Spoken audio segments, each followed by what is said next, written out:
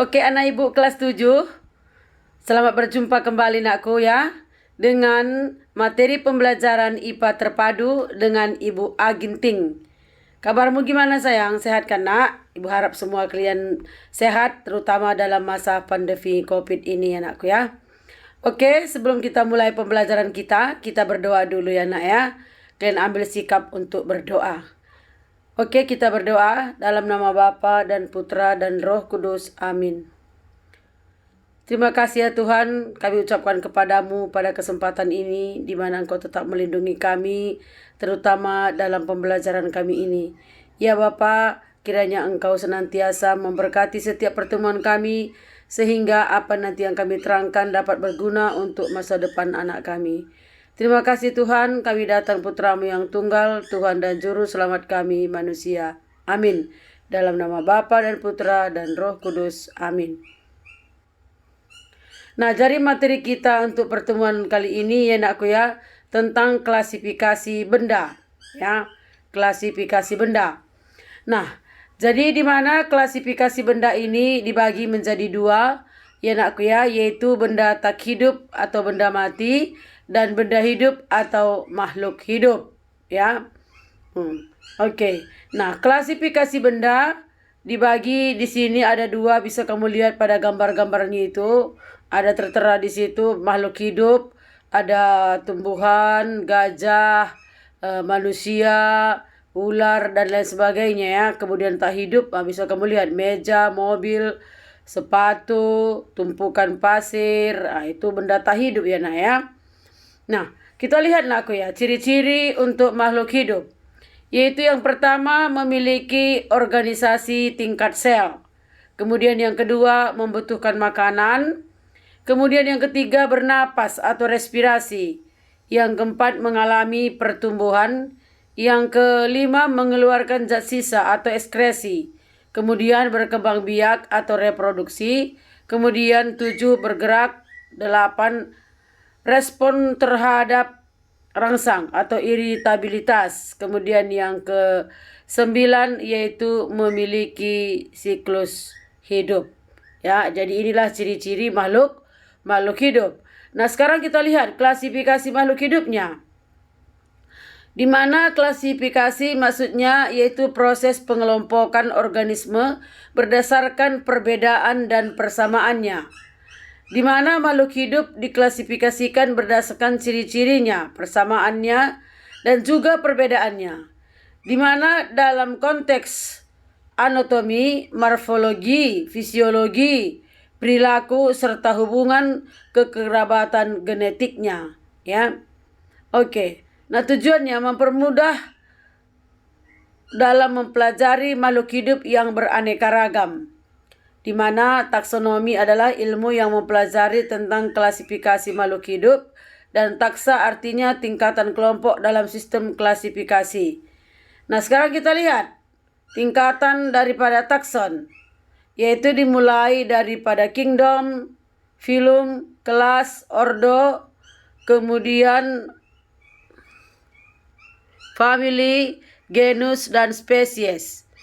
Nah, jadi inilah merupakan tingkatan daripada takson ya nak ya. Kemudian yang dimaksud dengan kingdom di sini yaitu kelompok terbesar dari taksa makhluk hidup ya, kelompok besar daripada taksa makhluk hidup, di mana untuk spesies kelompok terkecil dari taksa makhluk hidup. Nah, kemudian setelah berkembangnya ilmu pengetahuan dan teknologi yang dikemukakan oleh Whittaker pada tahun yaitu 1969 mengklasifikasikan makhluk hidup menjadi 5 kingdom ya nak ya. Maksudnya yang pertama yaitu Monera, kemudian yang kedua itu Protista, yang ketiga itu Fungi, yang keempat Plantae, kemudian yang kelima adalah Animalia.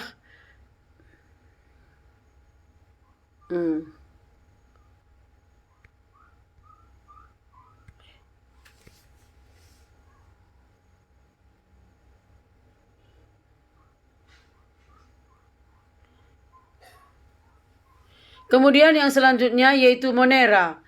Monera ini adalah yaitu uniseluler atau sel tunggal. Kemudian prakaryoto tidak memiliki membran atau inti. Contohnya misalnya seperti bakteri. Bisa kamu lihat gambarnya, anakku, ada gambarnya di situ. Kemudian protista. Protista ini dibagi dua, yaitu ganggang yang mirip dengan tumbuhan, dengan yang kedua adalah protozoa yang mirip dengan hewan. Di mana uniseluler zat tunggal atau multiseluler atau sel banyak. Kemudian eukariota atau memiliki membran inti. Contoh ganggang, misalnya Euglena, ganggang merah, kemudian ganggang hijau dan lain-lain. Contoh protozoa adalah amuba. Bisa kamu lihat gambarnya di situ, nak, ya. Kemudian yang berikutnya kita lihat yaitu jamur. Itu adalah gambar jamur. Ya, jamur ini ada yang bisa dimakan, ada yang enggak, nakku.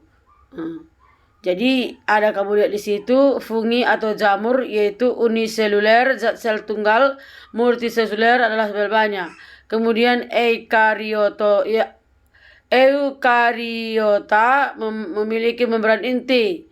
Kemudian heterotrof tidak dapat membuat makanannya sendiri karena tidak memiliki klorofil atau zat hijau daun, ya, nak, ya. Kemudian plantae atau tumbuhan, di mana multiseluler atau sel banyak.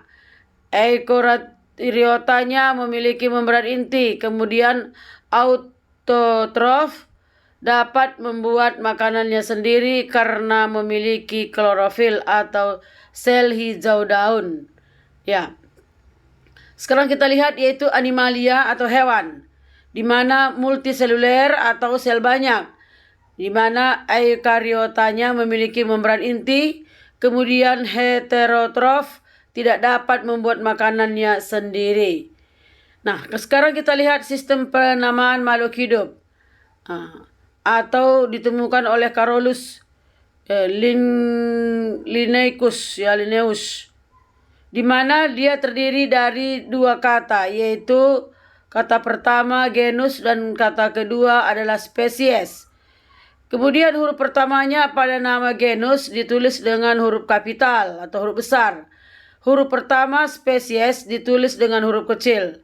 Ditulis kemudian cetak miring atau diberi garis bawah. Contohnya misalnya tanaman padi atau Oryza sativa.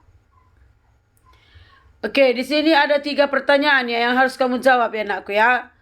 Nah, di sini pada pertemuan kita kali ini ada 3 soal ibu buat. Yaitu yang pertama, perhatikanlah gambar berikut. Berdasarkan gambar tersebut, ciri makhluk hidup yang sesuai adalah. Lihat gambarnya itu. Dari gambarnya itu kamu lihat apa cirinya. Apakah dia berkembang, tumbuh dan berkembang, ekskresi, bernapas, bergerak. Di situ bisa kamu pilih salah satu jawabannya. Ini sampai 3 soal nanti dia. Sampai 3 soal. Oke. Nah, jadi ini kamu kerjakan nanti, nakku, ya. Yang ketiga ini. Kemudian nanti jawabannya nanti kamu kirim ke ibu. Jadi untuk anak ibu, inilah beberapa materi yang ibu sampaikan. Coba kamu catat, nak, ya. Kamu ringkas. Kemudian kamu pindahkan ke buku catatan. Kemudian kamu foto dan kamu kirim ke classroom. Oke, anak ibu. Sampai sekian dan terima kasih.